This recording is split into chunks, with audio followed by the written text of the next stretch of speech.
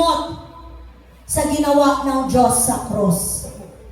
Amen? Na kung ikaw dapat alam mo yun, huwag ka lang tatamad-tamad.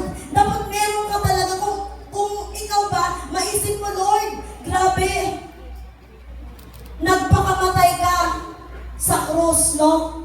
Para lang tubusin ang kasalanan ko. Lord, ano bang gagawin ko? Ano bang pwede kong gawin, Lord? Minsan tayo po, ang umiliran sa atin ay ang katamaran. Minsan ang gusto natin, trabaho lang tayo ng trabaho, yes.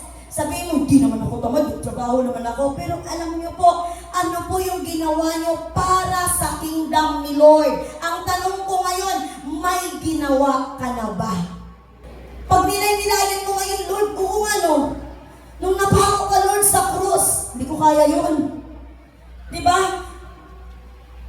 Yung pagpapako mo sa krus, para pala sa kasalanan ko, para pala tubusin ang kasalanan ko. Pero Lord, ako, nag-iimil lang ako, Lord. Natutulog, nagti-TV, di ba?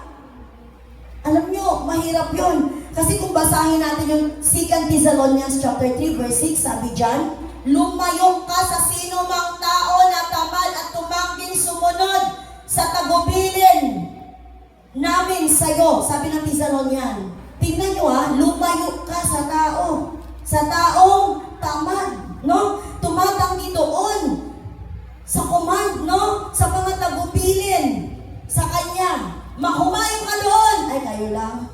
Tingnan nyo na lang yung cross para mas lalong lumakas yung face lock nyo, mas kumapal na kailangan pala i-share ang Word of God. Amen?